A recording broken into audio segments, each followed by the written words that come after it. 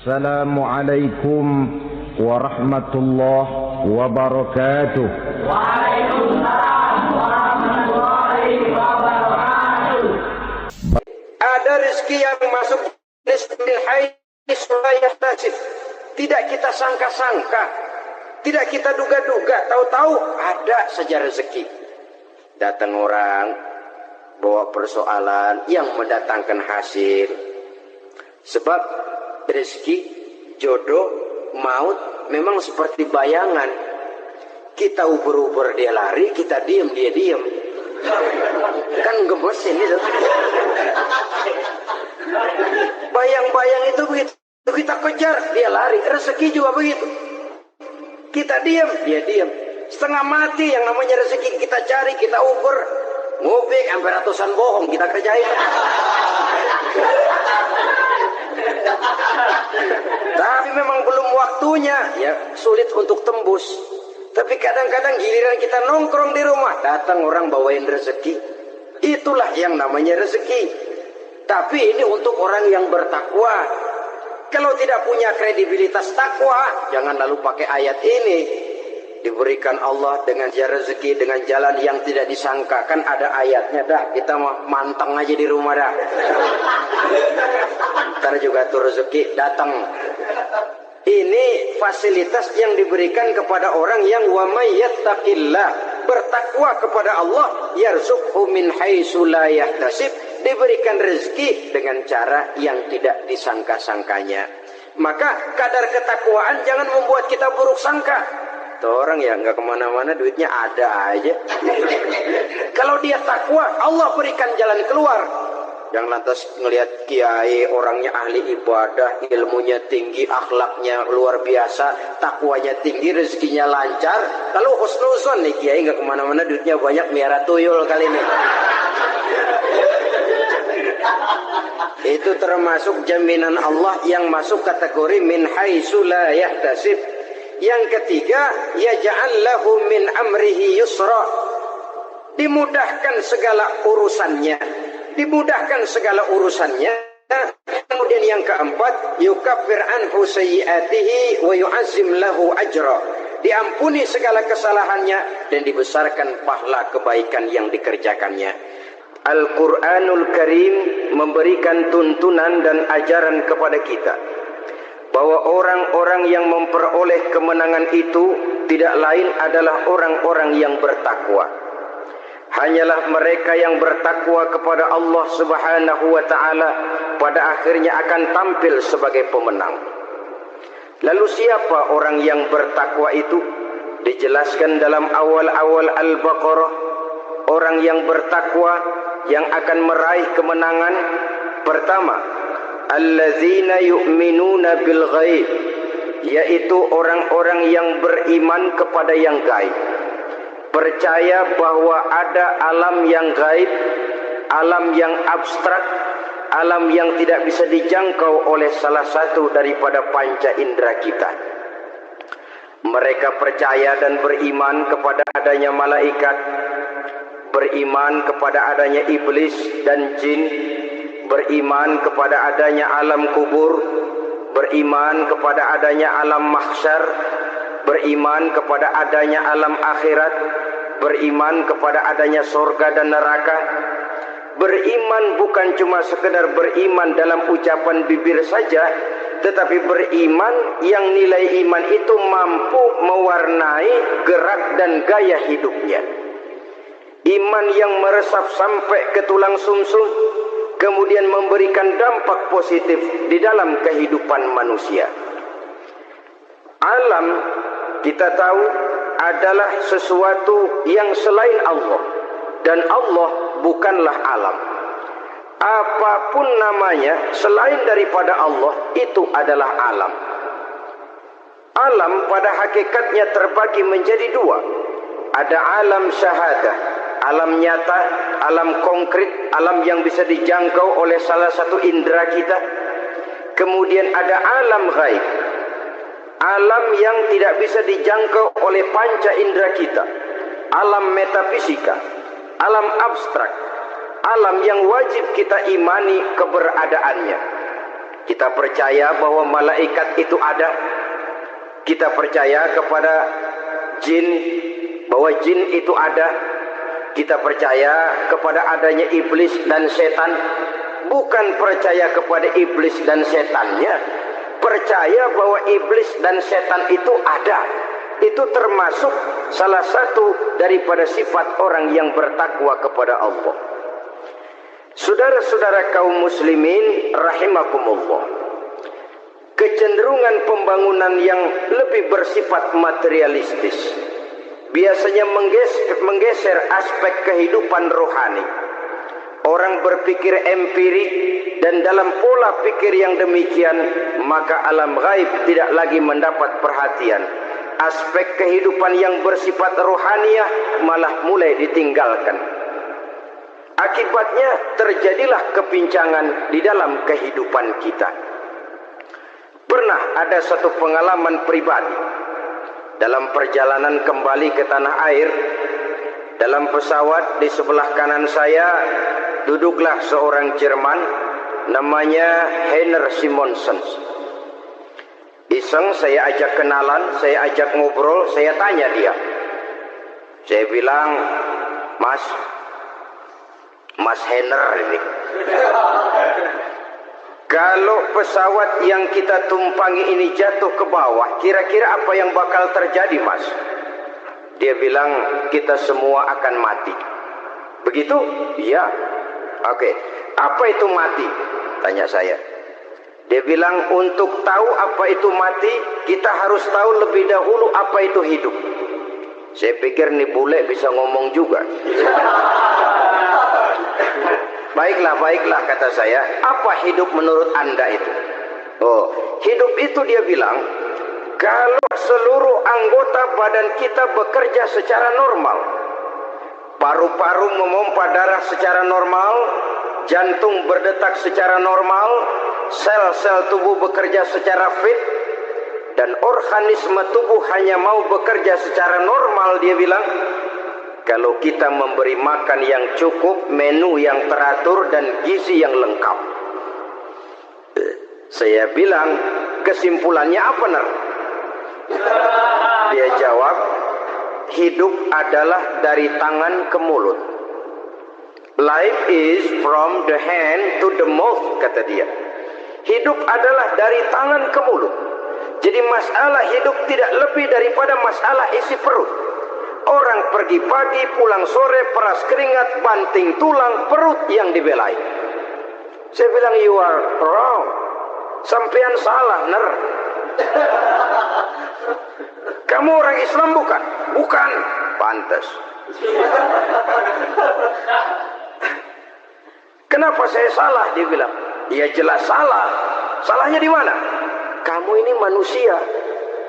Kalau hidup cuma dari tangan ke mulut, saya bilang, kambing di kampung saya juga begitu pikirannya, Ner. Itu kambing di kampung saya, asal perutnya kenyang, sudah hidup dia.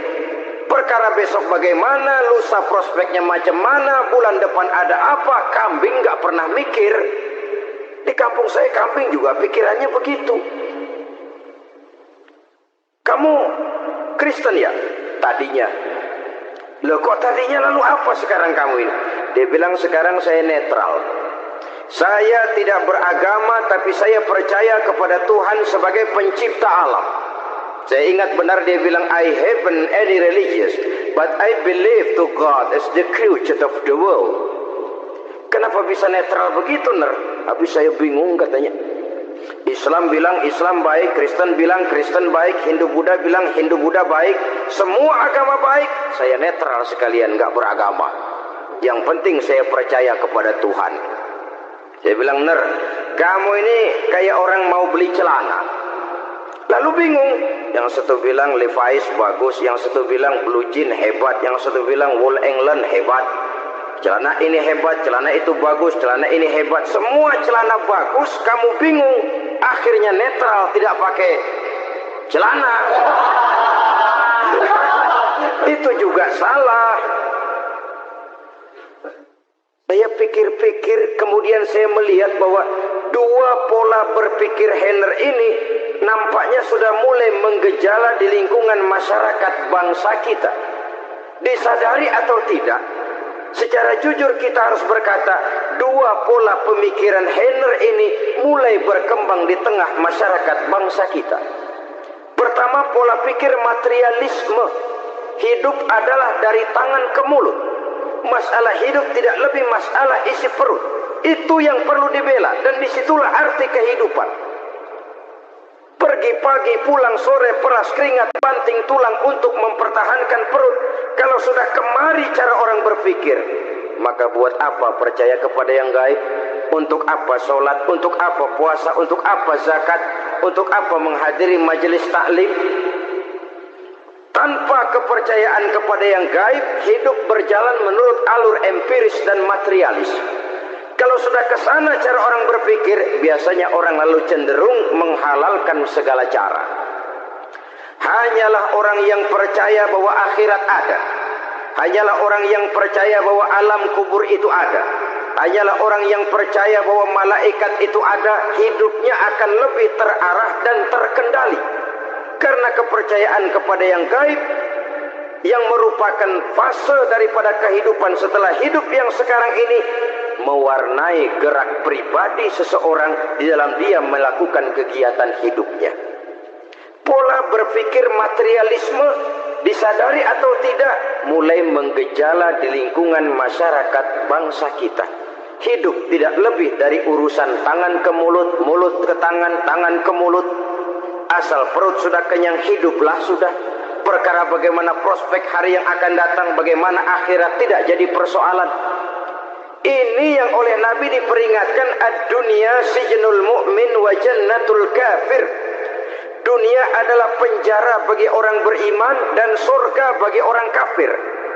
Dulu di zaman Belanda hadis ini pernah disalah tafsirkan, disalah artikan, digunakan sebagai senjata untuk mengkebiri dan membuat impoten umat Islam.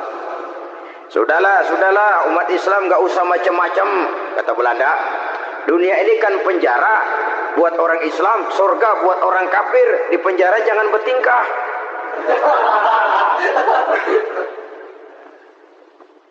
Pengertiannya tidak begitu. Dunia adalah penjara bagi orang mukmin. Artinya dalam kehidupan dunia seorang mukmin tidak bebas memperturutkan hawa nafsunya.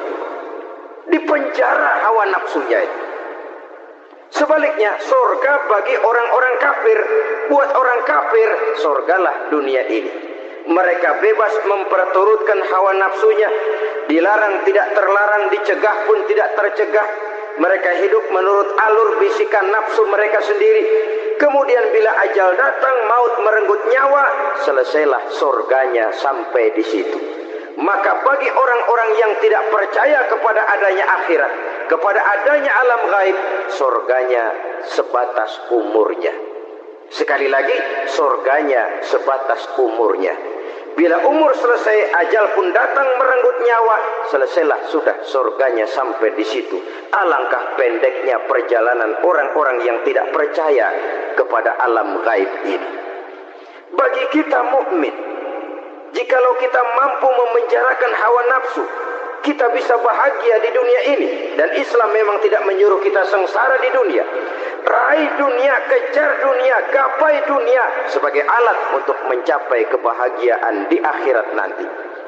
Hidup adalah satu perjalanan panjang yang terbentang sejak kita terlahir dari alam rahim sampai kepada alam akhirat nanti. Andai kata kita gagal meraih kebahagiaan di dunia, toh kita masih punya akhirat. Tapi jangan jadi dalil yang melemahkan semangat. Biarin dah kita di dunia kebelangsak, yang penting akhirat. Akhirnya dunia benar-benar kebelangsak. Bagaimana dunia ini bisa kita raih, dan bagaimana meraih dunia untuk menunjang kepentingan akhirat nanti. Yang kedua, dari pikiran Heiner yang saya lihat menggejala di lingkungan masyarakat bangsa kita, timbulnya manusia-manusia netral. Seolah-olah Tuhan yes, agama no. Sama Tuhan percaya, agama ogah. Tuhan ngangguk, giliran agama godek. Padahal hampir dalam setiap ayat dalam Quran kata-kata amanu biasanya bergandeng dengan wa amilus sholihat. Iman dan amal soleh. Ini sebagai isyarat Tuhan dan agama jangan pernah dipisah-pisah. Apabila kita bertuhan, maka kita harus beragama. Apabila kita beragama, maka agama itu harus bersumberkan dari Tuhan yang kita imani itu. Tidak mungkin kita pisah, Tuhan yes, agama no. Sama Tuhan percaya tapi agama bikin sendiri. Sembayangnya cukup bengong 2 jam madep mulon.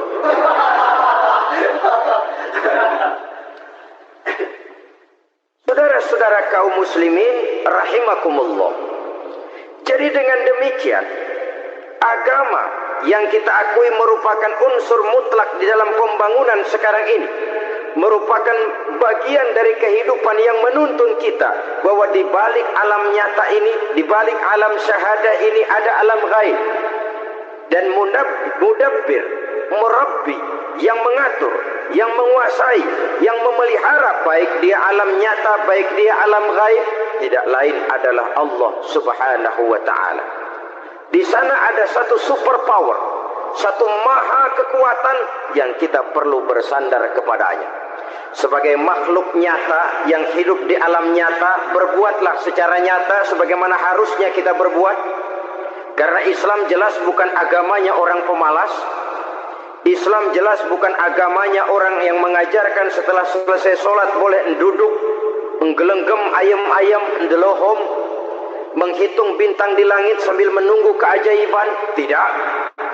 Islam adalah agama yang mengajarkan apabila sholat sudah selesai kamu kerjakan, bertebaranlah di permukaan bumi, cari karunia Tuhanmu.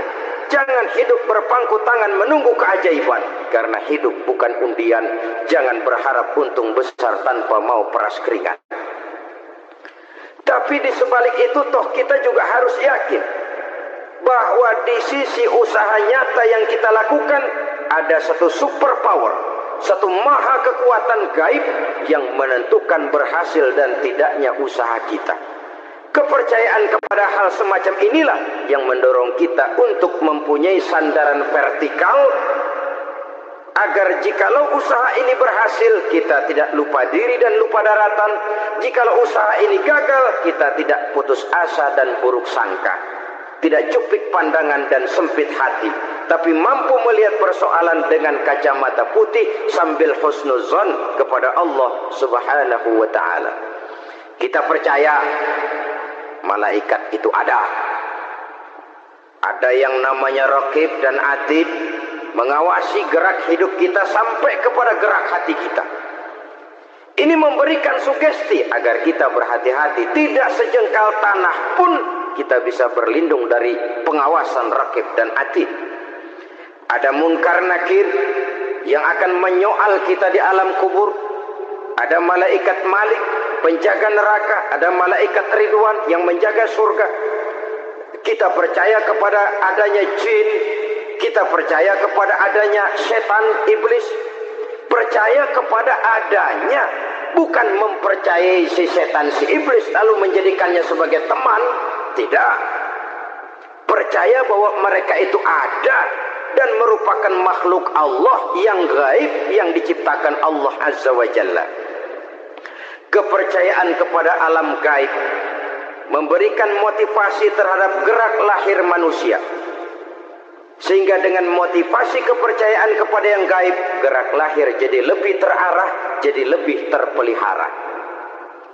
Pernah seseorang bertanya, "Pak, apakah adanya akhirat bisa dibuktikan secara ilmiah?" Saya bilang tidak bisa, tidak bisa. Kenapa? Karena yang berangkat nggak pernah pulang kemari lagi. Kalau dia pulang kemari bisa kita tanya bagaimana enak di sono. Cuma secara moral saya katakan, lebih beruntung orang yang percaya kepada akhirat daripada yang tidak. Sekarang saudara percaya akhirat ada. Lalu saudara baik-baik di dunia. Sholat, puasa, zakat, menolong orang lain, menebarkan kebajikan. Saudara mati. Andai kata akhirat tidak ada, toh dalam hidup saudara sudah berbuat baik. paling tidak nama saudara akan dikenang sebagai orang baik. Sebaliknya, saudara percaya, kata saya, bahwa akhirat tidak ada, lalu hidup semau-maunya, tenggelam dalam maksiat dan munkarat, menentang Allah, tidak mau ruku dan sujud. Lalu saudara mati, kemudian akhirat ada. Ayo, mau apa? Bekal tidak punya. Jadi secara moral lebih beruntung orang yang percaya kepada adanya akhirat daripada yang tidak percaya. Dan itu alam gaib yang tidak bisa dibuktikan secara eksakt. Jangankan untuk membuktikan seperti itu, dalam kehidupan sehari-hari saja yang kita rasakan tidak selalu berbentuk toh. Angin, bagaimana sih bentuknya angin? Kita tidak tahu. Merah, artinya kalau dikerok merah. Yang merah itu kulit, yang kulit kita bukan anginnya. Sakit, rasa sakit itu ada, tapi bagaimana bentuk sakit kita nggak pernah tahu. Kalau kita makan cabai pedas, bagaimana bentuk pedas itu tidak ada, tapi rasa ada. Bentuk pedas hijau, cabainya bukan pedasnya. Tidak semua yang kita rasakan bisa kita gambarkan dalam bentuk yang konkret. Oleh karena itu, sekali lagi bahwa kepercayaan kepada alam yang gaib mampu memberikan satu sugesti yang menata kehidupan seseorang lebih lurus, lebih terarah, dan lebih terkendali. Maka wajar kalau kepercayaan kepada yang gaib mengantarkan seseorang untuk meraih kemenangan. Kenapa? Dia percaya kepada yang gaib, bahwa akhirat ada, bahwa alam kubur ada, bahwa pertanggungan jawab itu ada. Maka dia lalu tidak hidup saenae udele dewe, itu loh. Tidak hidup menurut seleranya sendiri, terarah, teratur. Ini cirinya yang pertama. Orang bertakwa yang akan meraih kemenangan, mereka beriman, mereka percaya kepada yang gaib. Bahkan hal-hal konkret saja selalu berangkat dari yang gaib. Saudara-saudara, para remaja, para pemuda sekarang ini tidak pernah tahu toh siapa yang akan jadi teman hidup saudara. Kita bisa saja ngerancang, mentargetkan, tapi toh akhirnya yang namanya jodoh bukan kekuasaan kita. Rezeki di luar kemampuan kita. Begitu juga ajal.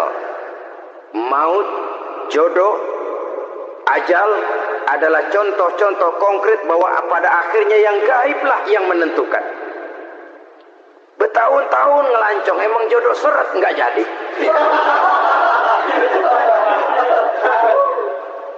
Begitu kenal baru setengah malam nginep ditangkap hansip kan.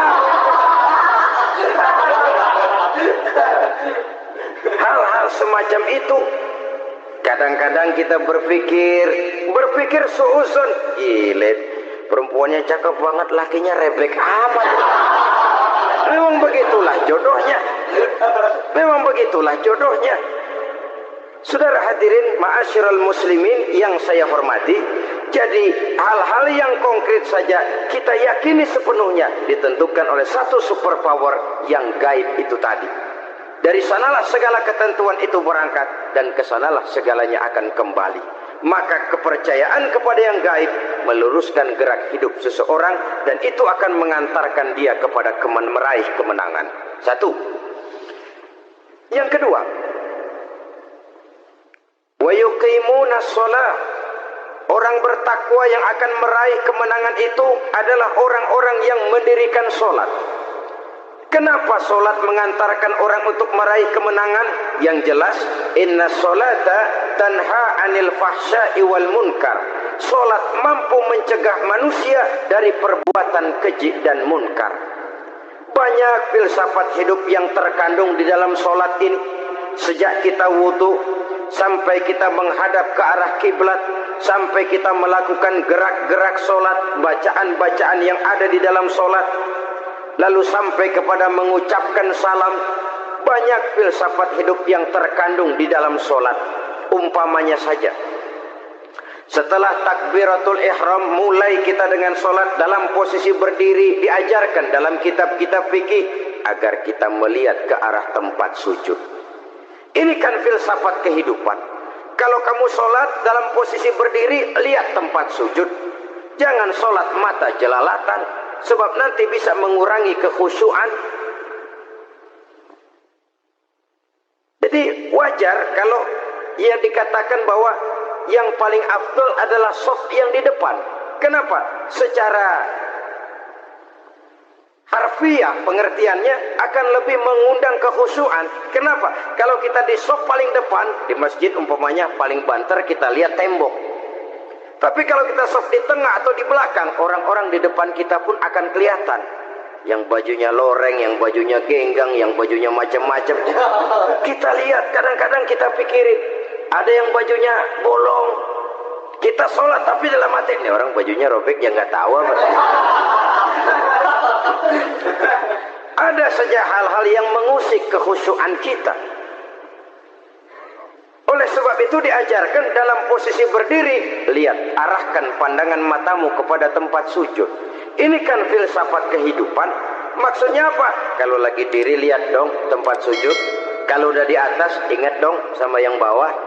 Kalau sudah tinggi, ingat dong dari mana kamu berangkat. Kalau sudah berkuasa, bantu dong yang lemah. Kalau sudah kaya, santuni dong yang miskin. Kalau sudah alim, bimbing dong yang awam. Ini filsafat kehidupan. Dalam posisi berdiri, kau lihat tempat sujud. Ini akan melahirkan kepekaan sosial, di mana seseorang mau tahu kepada orang lainnya. Bagaimanapun kaya kita, tinggi pangkat dan jabatan kita, jikalau hidup hanya untuk kepentingan perut sendiri saja, rasanya belum membawa manfaat di dalam kehidupan kita. Tapi efek yang tertinggi sesungguhnya, sholat mencegah manusia dari perbuatan keji dan munkar. Perbuatan keji dan munkar, walaupun kelihatannya mendatangkan uang, membawa keuntungan, tapi itu keuntungan semu, keuntungan sementara. Dengan menipu orang lain kita bisa dapat untung, tapi tidak membawa berkah. Dan itu adalah kerugian besar dalam kehidupan kita. Maka untuk meraih kemenangan, harus dimulai dengan membentuk kepribadian yang tegar, memiliki sandaran vertikal yang langsung kepada Allah Subhanahu wa ta'ala. Dan itu hanya bisa kita tempuh melalui jalur ibadah formal yang sudah ditentukan Allah, yakni sholat yang 5 waktu. Untuk memperkuat itu, ada sholat sunnah, rawatib, nawafil, sebagai terminal kontrol cadangan untuk memelihara stabilitas temperatur batin di dalam kita berhubungan dengan Zat yang maha gaib, yaitu Allah Subhanahu wa ta'ala. Orang sering bertanya, Pak, itu tetangga saya nggak sholat, duitnya nggak habis-habis, Pak. Nggak sholat tapi mobilnya tambah terus. Nggak sholat tapi usahanya makin maju. Tapi di sisi lain ada orang yang rajin sholat, rezekinya butak bener. Anaknya mana kurus, mana korengan. Saudara hadirin, ma'asyiral muslimin rahimakumullah. Harus saya katakan bahwa sholat memang bukan untuk cari duit. Sholat adalah sandaran vertikal kita kepada Allah. Sedangkan soal rezeki itu berkaitan dengan sifat Allah maha pengasih dan maha penyayang.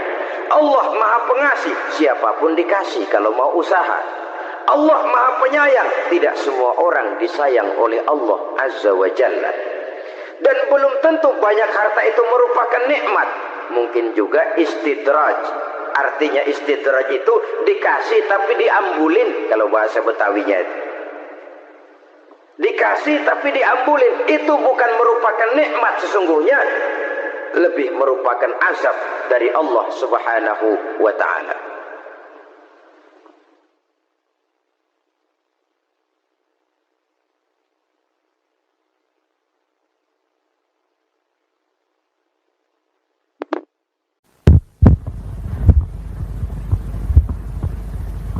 Agama mempunyai sistem sholat, dan kita umat Islam telah dituntun oleh Allah Subhanahu wa ta'ala yang wajibnya 5 kali dalam sehari semalam mendirikan sholat, dan itu tentu berada dalam jangkauan kemampuan manusia. Pada awalnya barangkali kita memang merasa sholat itu satu kewajiban, tapi semakin kita hayati makna, manfaat dan filsafat yang terkandung di dalam ajaran sholat, semakin sampai kita kepada keyakinan bahwa sholat adalah keperluan kita. Sehingga pada waktu tertentu dinilai puncaknya, kita tidak lagi akan berkata saya wajib sholat, tapi kita akan berkata saya perlu sholat. Kalau kita sudah merasakan itu adalah keperluan kita, nah di sanalah kita baru akan merasakan ruginya kalau hal itu tidak kita laksanakan. Sepanjang kita masih berkata saya wajib sholat, kita akan lebih merasakan dia sebagai beban ketimbang sebagai keperluan. Yang jelas Allah tidak memerlukan ibadah yang kita laksanakan ini. Dengan kata lain,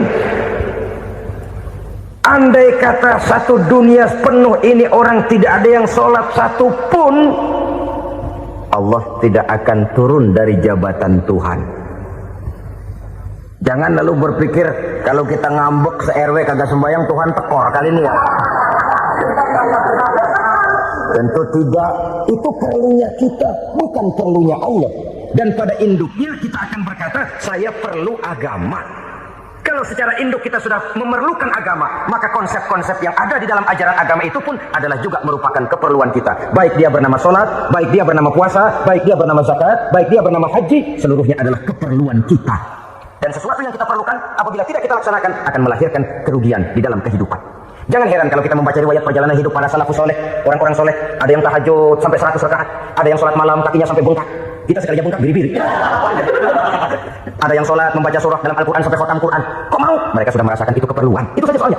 Suatu saat pun kalau kita merasa bahwa itu keperluan saya, kita pun akan melaksanakan seperti itu.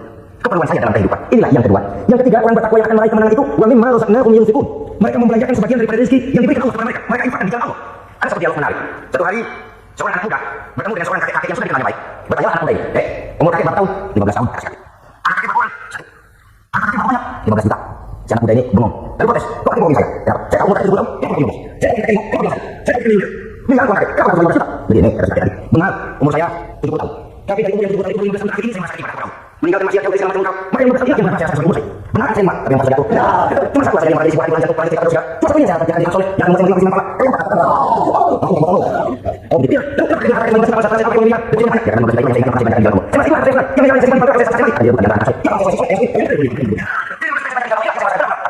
Dia ini tak dibanding dengan jasa. Mereka orang aku bahkan dari mereka yang jamus, yang akan merasakan mereka di depan di kita mereka yang jauh, yang lagi kita mana. Masa yang lain, masa yang itu, mereka sudah dari sini di dalam soal kita. Masa sini apa? Saya yang mereka lain. Kakak yang kita potensi. Cuma yang kita komen, saya yang mereka. Kakak yang kita. Saya kita ini saya apa di itu dengan mereka semua. Itu saja. Ini kita saya yang potensi. Kakak yang kita. Saya yang boleh. Jangan boleh saya masih itu untuk kita. Kakak yang kita. Saya mereka. Apa ini? Kenapa ya? Kami buat soal kita. Saya yang sini tak mau. Ini apa? Orang-orang lain mana? Ada yang dengan manusia. Mereka tuh mereka ada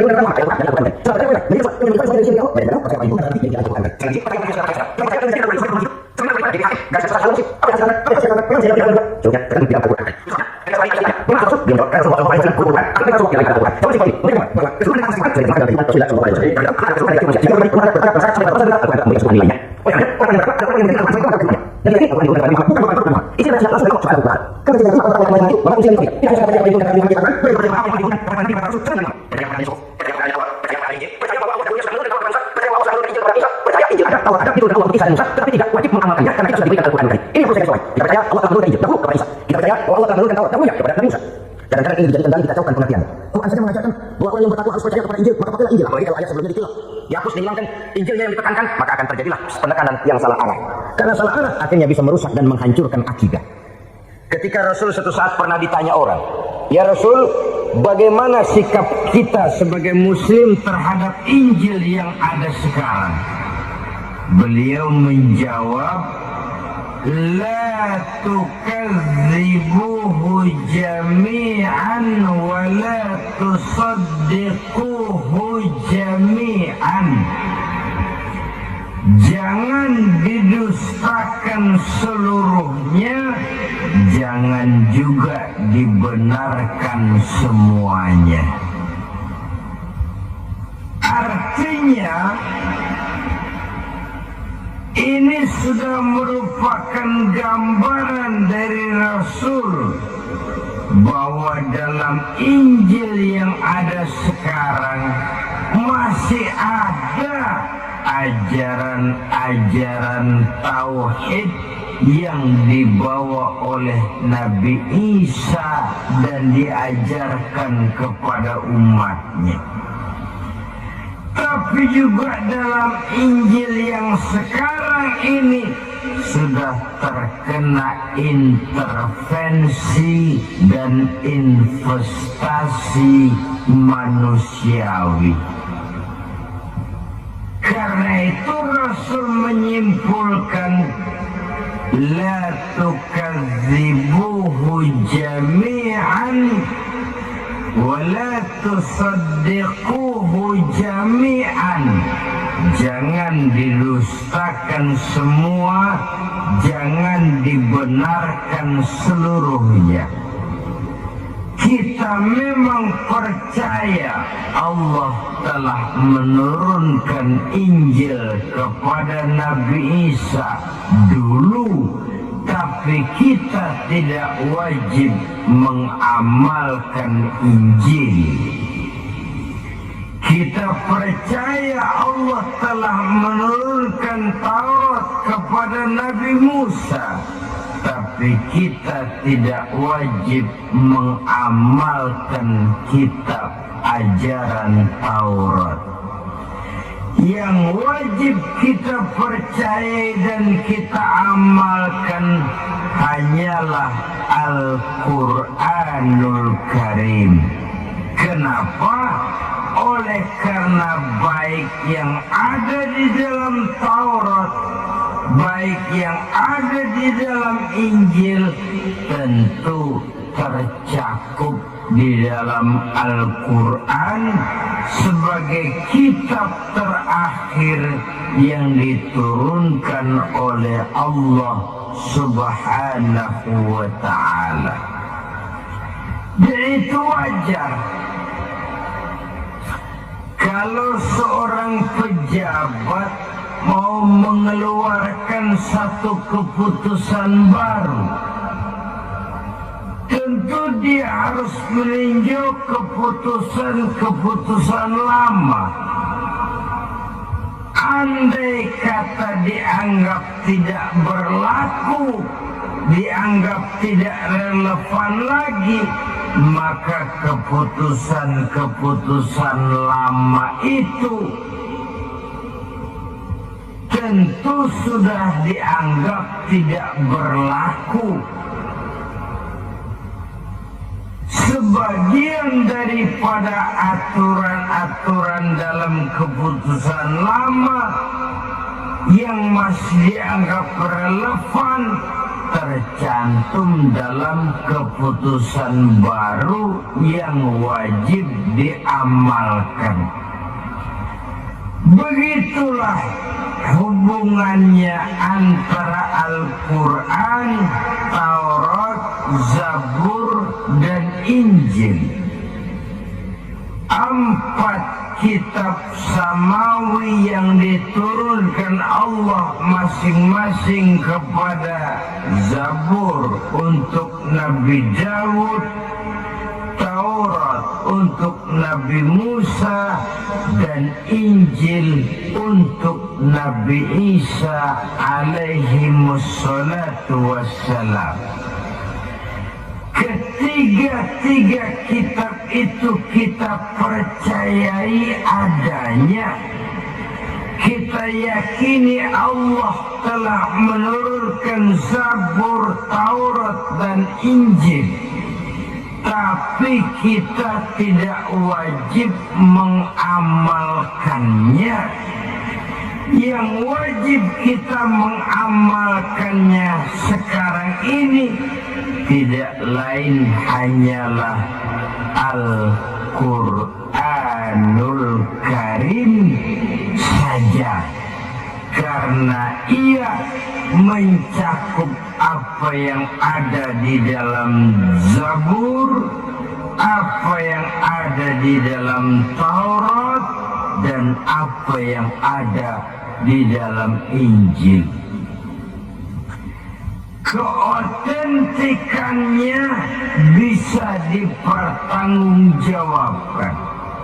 Ya, tapi kan Nabi Muhammad sudah mati 14 abad yang lalu. Dan di zaman beliau Al-Quran kan belum dikodifikasikan, belum ditulis. Bagaimana keotentikannya bisa dipertanggungjawabkan? Mudah saja. Allah berjanji, inna nahnu nazzalna dzikra wa inna lahu lahafizun. Kami yang menurunkan Al-Quran dan kami yang akan menjaga dan memeliharanya. Allah turunkan Al-Quran, Allah menjaganya. Banyaknya orang-orang yang hafaz Al-Quran. Hafaz Al-Quran 30 juz, 150 surat, 6.666. Sehingga jangankan satu kata, jangankan satu ayat, satu kalimat sudah anti reaksi dan mungkin mati. Kenapa? Banyak orang yang hafaz Al-Quran. Sampai pasti Allah biasanya mati terus.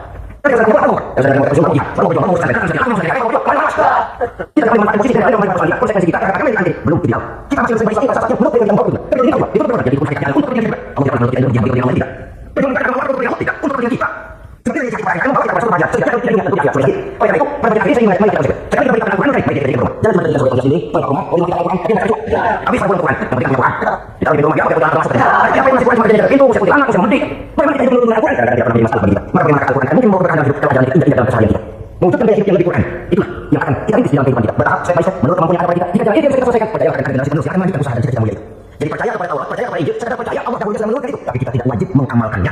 Kenapa? Generasi Injil masa berlakunya sudah kedaluarsa. Taurat masa berlakunya sudah kedaluarsa. Injil pernah berlaku untuk orang Nasrani di zaman Nabi Isa. Taurat pernah berlaku untuk orang Yahudi di zaman Nabi Musa. Setelah generasinya berlalu, datang rasul penutup yang membawa Al-Quran yang karim, maka Al-Quran itulah yang berlaku menjadi pedoman sampai hari akhir nanti. Jangan jauh dari Al-Quran, karena apabila ini kita lakukan, maka kita akan kembali kepada satu gaya hidup yang jauh dari tuntunan agama. Dan itu artinya kita akan semakin jauh untuk meraih kemenangan. Saudara-saudara kaum muslimin, rahimakumullah. Yang keenam, yang terakhir, orang-orang bertakwa yang akan meraih kemenangan itu, wabil akhirati hum yuqinun. Mereka percaya, mereka yakin seyakin-yakinnya akan adanya hari akhir, di mana seseorang akan mempertanggungjawabkan seluruh perbuatannya di dalam hidup ini. Dan tidak ada satu perbuatan yang bagaimana kecilnya sekalipun yang tersembunyi dalam pandangan manusia yang tidak akan dibukakan persoalannya di mahkamah Qadi Rabbul Jalil di akhirat nanti. Itulah sebabnya maka percaya kepada akhirat disebut secara khusus.